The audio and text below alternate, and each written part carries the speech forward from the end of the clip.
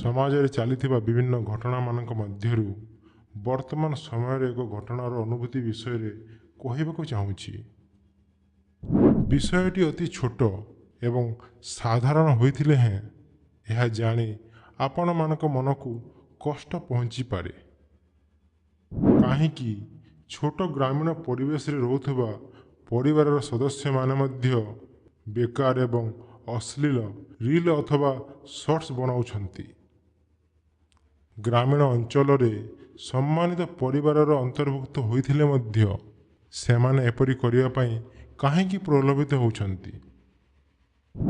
ଭୁବନେଶ୍ୱରରେ ପଢ଼ୁଥିବା ସମୟରେ ସନ୍ଧ୍ୟାକାଳୀନ ଖଟି କରିବା ପାଇଁ ମୁଁ କିଡ୍ ସ୍କୋୟାରରେ ଗୋଟିଏ ଚା ଦୋକାନରେ ବସି ଅଜଣା ଲୋକଙ୍କ କଥାବାର୍ତ୍ତା ଶୁଣୁଥିଲି। ସମାଜରେ ଚାଲିଥିବା ବିଭିନ୍ନ ଧରଣର ନୂତନ ଚଳନ ବିଷୟରେ ଅବଗତ ହେଉଥିଲି। Social media, reels, fashion, Instagram ଆଦି ସାଧାରଣ ଲୋକଙ୍କ ଜୀବନକୁ କେମିତି ପ୍ରଭାବ ପକାଉଛି ସେ ବିଷୟରେ ମଧ୍ୟ ଶୁଣିବାକୁ ପାଉଥିଲି। ଦିନଯାକର କାମ ସାରି 2 ଜଣ ଅଟୋ ଡ୍ରାଇଭର ମଧ୍ୟ ସେହି ଚା ଦୋକାନରେ ବସି ଗପସପ କରୁଥିଲେ। କଥାବାର୍ତ୍ତା ଶୁଣି ଜାଣିପାରିଲି କି ଜଣଙ୍କ ନାମ ପୁରୁଷୋତ୍ତମ ଏବଂ ଅନ୍ୟ ଜଣଙ୍କ ନାମ ଯଶୋବନ୍ତ। ତାଙ୍କରି କଥାବାର୍ତ୍ତା ଶୁଣି ସେହି ସନ୍ଧ୍ୟାରେ ମୁଁ ସୋସିଆଲ ମିଡ଼ିଆ ଏବଂ ସମାଜ ଉପରେ ଏହାର କୁପ୍ରଭାବ ବିଷୟରେ ଜାଣିବାକୁ ପାଇଲି। ପୁରୁଷୋତ୍ତମ କହିଲା, ଆରେ ଭାଇ, ତୁମେ କ'ଣ ଇନଷ୍ଟାଗ୍ରାମ ଚଲାଅ? ତାପରେ ପୁରୁଷୋତ୍ତମ ଗୋଟେ ଇନଷ୍ଟାଗ୍ରାମ ଆକାଉଣ୍ଟର ନାଁ କହି ଯଶୋବନ୍ତକୁ ଫଲୋ କରିବା ପାଇଁ କହିଲା। ଯଶୋବନ୍ତ ସେହି ଆକାଉଣ୍ଟକୁ ଫଲୋ କରିସାରିବା ପରେ ପୁରୁଷୋତ୍ତମ ପଚାରିଲା, ଭାଇ, ଆକାଉଣ୍ଟଟି କେମିତି ଲାଗିଲା? ଯଶୋବନ୍ତ ଭଲ ଭାବରେ ସେ ଆକାଉଣ୍ଟକୁ ସ୍କ୍ରୋଲ କରିସାରିବା ପରେ ପଚାରିଲା, ଭାଇ, ଏ ସ୍ତ୍ରୀ ଲୋକ ଜଣକ କିଏ? ପୁରୁଷୋତ୍ତମ କହିଲା, ଇଏ ମୋ ସ୍ତ୍ରୀ, ଗାଁରେ ରୁହେ, ଘରେ ରହି ରିଲ୍ସ କରେ। ରିଲ୍ସରେ ସ୍ତ୍ରୀ ଲୋକଟି ଘର ଅଗଣାକୁ ସଫା କରୁଥିବାର ଦେଖାଯାଉଥାଏ। ରିଲ୍ସକୁ ପ୍ରତ୍ୟେକ ସମ୍ଭବ କୋଣରୁ ସୁଟ୍ କରାଯାଇଥିଲା। କେତେବେଳେ କ୍ୟାମେରା ଉପରୁ ରେକର୍ଡିଂ କରୁଛି, କେତେବେଳେ ସାମ୍ନାରୁ ଏବଂ କେତେବେଳେ ତଳ ଆଡ଼ୁ। ପ୍ରତ୍ୟେକ ରିଲ୍ସ ମାନଙ୍କରେ 1000 ପାର ଭ୍ୟୁଜ, ଏପରିକି ଲକ୍ଷ ଲକ୍ଷ ମଧ୍ୟ ଯାଉଛି। ଆକାଉଣ୍ଟରେ ଫଲୋଅର୍ସ ସଂଖ୍ୟା 20,000। ପ୍ରତ୍ୟେକ ରିଲ୍ସ କମେଣ୍ଟସରେ ଭରପୁର।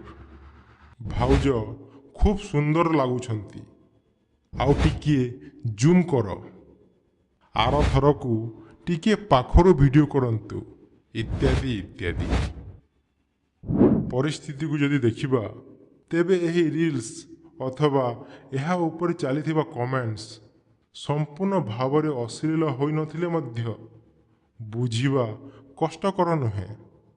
ପ୍ରକୃତ ଅର୍ଥ ସେଇଆ ଯାହା ରିଲ୍ସ ବନାଉଥିବା ଏବଂ ତାକୁ ଦେଖୁଥିବା ଦର୍ଶକ ମନରେ ଥାଏ ଏବଂ ସେମାନେ ତାହା ଭଲ ଭାବରେ ଜାଣିଛନ୍ତି। ଯଶୋବନ୍ତ ପଚାରିଲା, ଭାଇ, ତୁମ ସ୍ତ୍ରୀର ଏ ପ୍ରକାର ଭିଡ଼ିଓ କ'ଣ ତୁମକୁ ଭଲ ଲାଗୁଛି? ପୁରୁଷୋତ୍ତମ କହିଲା, ଲୋକେ ତାକୁ କୌଣସି ଗୋଟେ କାରଣ ପାଇଁ ଭଲ ପାଉଛନ୍ତି। ମୋତେ ଲାଗୁଛି ସେ ଦେଖିବାକୁ ସୁନ୍ଦର, ସେଥିପାଇଁ ବୋଧେ ସମସ୍ତେ ତାକୁ ପସନ୍ଦ କରୁଛନ୍ତି।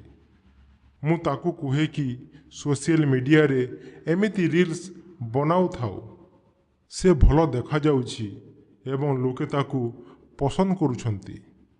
ସୋସିଆଲ ମିଡ଼ିଆରେ କନସିଷ୍ଟେନ୍ସି ଅତି ଜରୁରୀ। ଏସବୁ ଶୁଣି ଯଶୋବନ୍ତ ପଚାରିଲା, ଭାଇ, ଏସବୁ କରି ତୁମକୁ କ'ଣ ମିଳୁଛି? ପୁରୁଷୋତ୍ତମ ଏବେ ଯଶୋବନ୍ତକୁ ବୁଝାଇବା ଆରମ୍ଭ କରିଦେଲା। ସେ କହିଲା, ଭାଇ, ଲାଗୁଛି ତୁମେ ସୋସିଆଲ ମିଡ଼ିଆ, ଇନଷ୍ଟାଗ୍ରାମ ବିଷୟରେ କିଛି ଜାଣିନାହଁ। ଖାଲି ଫୋନ୍ ଧରିଥିଲେ ଅଥବା ଅଟୋ ଚଲାଉଥିଲେ କ'ଣ ଲାଭ? ଟିକେ ବାହାର ଦୁନିଆ ଦେଖ। ସୋସିଆଲ ମିଡ଼ିଆ, ଇନଷ୍ଟାଗ୍ରାମରେ ରିଲ୍ ବନେଇ ଆଜିକାଲି ଲୋକେ ଲକ୍ଷ ଲକ୍ଷ କୋଟି କୋଟି ଟଙ୍କା ଇନକମ୍ କରୁଛନ୍ତି। ଯଶୋବନ୍ତ ପୁଣି ପଚାରିଲା, ଭାଇ ତାହେଲେ କ'ଣ ତୁମ ସ୍ତ୍ରୀ ମାନେ ଆମ ଭାଉଜ କ'ଣ କିଛି ରୋଜଗାର କଲେଣି? ପୁରୁଷୋତ୍ତମ କହିଲା, ନା ଏବେ ସେମିତି କିଛି ହେଇନି, ହେଲେ ଥରେ ଭ୍ୟୁସ୍ ଲକ୍ଷେ ପାର ହେଇଯାଉ ତାପରେ ପଇସା ଆସିବ, ବହୁତ ଲୋକଙ୍କର ଆସୁଛି। ପୁରୁଷୋତ୍ତମ କାଳେ ଖରାପ ଭାବିବ କହି ଯଶୋବନ୍ତ ସଂକୋଚରେ ପଚାରିଲା, ଭାଇ ଗୋଟେ କଥା ପଚାରିବି, କିଛି ଖରାପ ଭାବିବ ନାହିଁ। ଭାଉଜ ଏମିତି କରୁଛନ୍ତି ମାନେ ତୁମ ସ୍ତ୍ରୀ ଏମିତି କରୁଛି ତୁମକୁ ଅନୁଚିତ ଲାଗୁନି? ମାନେ ଅଜଣା ଲୋକ ତୁମ ସ୍ତ୍ରୀକୁ କିଏ କେଉଁ ଅଶ୍ଳୀଳ ନଜରରେ ଦେଖୁଥିବ ତୁମକୁ ଖରାପ ଲାଗୁନି? ପୁରୁଷୋତ୍ତମ ହସି ହସି କହିଲା, ଆରେ ଭାଇ ଫିଲ୍ମ ଷ୍ଟାର ମାନଙ୍କୁ ମଧ୍ୟ ଲୋକେ ଅଶ୍ଳୀଳ ନଜରରେ ଦେଖନ୍ତି, ତାପରେ ମଧ୍ୟ ସେମାନଙ୍କୁ ବଡ଼ ଷ୍ଟାର କୁହନ୍ତି। ଦୂରରେ ଥାଇ ଯଦି କୌଣସି ବ୍ୟକ୍ତି ତା ଫୋନରେ ମୋ ସ୍ତ୍ରୀକୁ ଅଶ୍ଳୀଳ ନଜରରେ ଦେଖୁଛି ତେବେ ସେଥିରୁ କ'ଣ ହୋଇଗଲା? ଯଦି ମୋ ସ୍ତ୍ରୀ ଘରେ ବସି ମୋଠୁ କେଇ ଗୁଣା ଅଧିକରେ କମାଇ ପାରୁଛି ତେବେ ଏଥିରେ ଅନୁଚିତ କ'ଣ? ଚା ଦୋକାନରେ ବସି ସେହି ଦୁଇ ଜଣଙ୍କ କଥାବାର୍ତ୍ତା ଶୁଣି ମୁଁ କହିବା ପାଇଁ ଚାହୁଁଥିଲି କି ତା ସ୍ତ୍ରୀ ବହୁତ ଶୀଘ୍ର ଏବେ କୌଣସି ଏକ ଇନଷ୍ଟାଗ୍ରାମ ଫ୍ୟାନ୍ ସହ ଫେରାର ମାରିବ। କିନ୍ତୁ ଏହା କହିବା ପାଇଁ ମୁଁ ସାହସ ଜୁଟେଇ ପାରିଲି ନାହିଁ। ଆମେ ଭାରତୀୟମାନେ ମଧ୍ୟ ଅତି ବିଚିତ୍ର। ପ୍ରଧାନମନ୍ତ୍ରୀ, କଲେକ୍ଟର, ଟାଟା, ବିର୍ଲା, ଅଦାନୀ, ଅମ୍ବାନୀ, ଏପରିକି ବିଲ୍ ଗେଟ୍ସ ଏବଂ ଜେଫ୍ ବେଜୋସକୁ ମଧ୍ୟ ଗାଲି କରିଦେବା। ଭୋଟ ପ୍ରଚାର ଏବଂ ଭୋଟ ଦେବା ସମୟରେ ସାମାଜିକ ସ୍ତରରେ ଭ୍ରଷ୍ଟ ଥିବା ପରିବାରକୁ ହିଁ ସମର୍ଥନ କରିବା। ଘରର ଆର୍ଥିକ ସ୍ଥିତି ଯଦି ଖରାପ ଥାଏ ତେବେ ଏହା ଆଶା କରିବା କି ଘରର ଛୁଆ ନୃତ୍ୟ ପ୍ରତିଯୋଗିତା ଜିତିଯାଉ ଅଥବା କୌଣସି ରିଆଲିଟି ଶୋରେ ଭାଗ ନେଇ ଜିତିଯାଉ। ଏହାପରେ ମଧ୍ୟ ଯଦି କିଛି ନ ହେଲା ତେବେ ସୋସିଆଲ ମିଡ଼ିଆ ଅଛି ନା, ୟୁଟ୍ୟୁବ ଅଥବା ଇନଷ୍ଟାଗ୍ରାମରେ ଅଣ୍ଟା ହଲେଇ, ଶିଶୁକୁ ସ୍ତନପାନ କରି ଅଥବା ଅଗଣାରେ ପୋଛା ଲଗାଇ ପପୁଲାର ହୋଇଯାଉ। ନିଜର ତଥାକଥିତ ଟ୍ୟାଲେଣ୍ଟ ଦୁନିଆ ଦେଖୁଛି ଏବଂ ଲକ୍ଷ ଲକ୍ଷ ଟଙ୍କା ଘରକୁ ଆସୁଛି, ଏଥିରେ ଅନୁଚିତ କ'ଣ? ଏହା ଭିତରେ ମୋ ଚା ଏବଂ ମନ ଉଭୟ ଥଣ୍ଡା ହୋଇସାରିଥିଲା। ସମାଜର ପତନ ହେବାର ଏସବୁ ଗୋଟେ ଗୋଟେ କାରଣ, ଏହା ମୁଁ ଜାଣିପାରୁଥାଏ। ପାରମ୍ପରିକ ଗ୍ରାମୀଣ ଅଞ୍ଚଳରେ ଜଣେ ପୁରୁଷ କହୁଛି କି ସ୍ତ୍ରୀ ଏବଂ ଛୁଆ ସୋସିଆଲ ମିଡ଼ିଆରେ ଅଶ୍ଳୀଳ କଣ୍ଟେଣ୍ଟ ତିଆରି କରୁଛନ୍ତି ଏବଂ ଏଥିରେ କୌଣସି ଅନୈତିକର ସ୍ପର୍ଶ ନାହିଁ। ଏଭଳି ଅନୈତିକ କାମ ସେ ସ୍ୱୀକାର କରିପାରୁଛି କାରଣ ଫିଲ୍ମ ଷ୍ଟାର ମଧ୍ୟ ଏହା ହିଁ କରୁଛନ୍ତି। ମାସକୁ ମାସ ଟଙ୍କା ମଧ୍ୟ ଆସୁଛି, ସେ କାହିଁକି ହେଲେ ମନା କରିବ?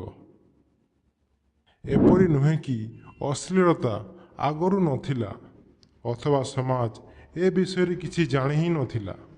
ସମାଜର କିଛି ନିର୍ଦ୍ଦିଷ୍ଟ ବର୍ଗ ଏବଂ ସାଧନରେ ଏହା ସୀମିତ ଥିଲା। ସଭ୍ୟ ସମାଜରେ ଗାଁ, ସହରାଞ୍ଚଳ, ବିଦ୍ୟାଳୟ ଆଦିରେ ଏସବୁରେ ସ୍ୱୀକାର୍ଯ୍ୟ ନଥିଲା। ପରନ୍ତୁ ଗତ କିଛି ବର୍ଷ ହେଲା ଏହା ଏତେ ମାତ୍ରାରେ ପ୍ରଚଳିତ ହେଉଛି, ତାହା ଯଦି ଭଲ ଭାବରେ ବିଚାର କରିବା ତେବେ ଏହା ଏକ ମହାମାରୀ ପରି ବ୍ୟାପି ଚାଲିଛି। ସୋସିଆଲ ମିଡ଼ିଆରେ ଯେତେ ସବୁ ପ୍ଲାଟଫର୍ମ ଅଛି, ଇନଷ୍ଟାଗ୍ରାମ ହେଉ, ୟୁଟ୍ୟୁବ ହେଉ, ଟିକଟକ୍, ସ୍ନାପଚାଟ୍, ଏପରି କେତେ ଅଛି। କିଛି ସୋସିଆଲ ମିଡ଼ିଆ ପ୍ଲାଟଫର୍ମର ନାଁ ମୁଁ ମଧ୍ୟ ଜାଣିନଥିବି। ଚା ପିଇ ସାରି ଥରେ ନିଜ ଫୋନ୍ ଚେକ୍ କଲି।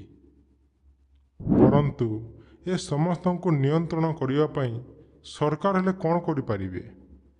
ସେ ନିଜେ ଚାହୁଁଛନ୍ତି କି ଯେତେ ଅଧିକ ଇଣ୍ଟରନେଟ୍ ଡାଟା ଖର୍ଚ୍ଚ ହେବ ସେତେ ଅଧିକ ବିଜନେସରେ ପ୍ରଫିଟେବିଲିଟି ବଢ଼ିବ। ଆଉ ତାପରେ ଏ ସମସ୍ତ ଏକାଥରକେ ଆରମ୍ଭ ହୋଇନାହିଁ। ଅନେକ ପ୍ରକାର ଆନାଲିସିସ୍ ଏବଂ ଆଲଗୋରିଦମକୁ ନେଇ ସମାଜରେ ଲୋକଙ୍କ ସୋସିଆଲ ମିଡ଼ିଆ କନଜମ୍ପସନ୍ ପ୍ୟାଟର୍ନକୁ ନେଇ ପ୍ରକୃତରେ ଲୋକଙ୍କ ଅନ୍ତର୍ନିହିତ ଇଚ୍ଛାକୁ ନେଇ ହୋଇଛି। ଅନେକ ଯୋଜନାବଦ୍ଧ ପ୍ରକ୍ରିୟାରେ ସମାଜକୁ ଏହି ଖାଲରେ ପକାଯାଇଛି। ସମାଜର ପରିଚୟ ତାର ନୈତିକ ମୂଲ୍ୟ ଅର୍ଥାତ୍ ମୋରାଲ ଭ୍ୟାଲ୍ୟୁ ଦ୍ୱାରା ନିର୍ଦ୍ଧାରିତ ହୋଇଥାଏ ଏବଂ ଏହି ନୈତିକ ମୂଲ୍ୟର ଝଲକ ସମାଜର ଅନେକ ଅଂଶରେ ଦେଖାଯାଇଥାଏ, ଯଥା ପରିବାର, ବ୍ୟାପାର ଏବଂ ରୋଜଗାର। ପରନ୍ତୁ ଯେବେ ଏହି ନୈତିକ ମୂଲ୍ୟ ପତନ ହୁଏ, ସେହି ସମାଜ ନିଜର ବ୍ୟାପାରରୁ ଧନ ଉପାର୍ଜନ ନ କରି ପରିବାରର ସ୍ତ୍ରୀ ଏବଂ ଛୁଆମାନଙ୍କୁ ବ୍ୟବହାର କରି ବ୍ୟାପାର କରିଥାଏ ଧନ ଉପାର୍ଜନ ପାଇଁ। ତେବେ ସେହି ପରିସ୍ଥିତିରେ ଆମେ ସ୍ୱୟଂ ଅଛେ ନା ନାହିଁ, ଏହାର ନିର୍ଣ୍ଣୟ ଆପଣମାନେ ସ୍ୱୟଂ କରିପାରିବେ। ଚା ଦୋକାନରେ ସେଦିନ ମୋ ଚା ସିନା ଥଣ୍ଡା ହୋଇଗଲା, ହେଲେ ସମାଜର ଏଭଳି ଗତି ଦେଖି ମୋ ମୁଣ୍ଡ ଗରମ ହୋଇସାରିଥିଲା।